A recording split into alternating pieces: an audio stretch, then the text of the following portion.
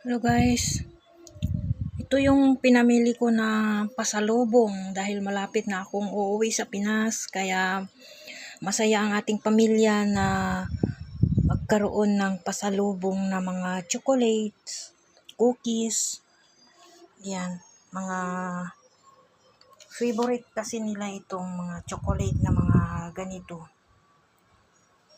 Kaya ito guys ang aking pinamili na pamimigay doon sa mga pamilya natin sa Pilipinas. Mga chocolates, mga chips, M&M. Yan, iba't ibang flavor at saka Hershey's. At 4 na piraso na Ferrero. So ito lang guys ang ating pasalubong.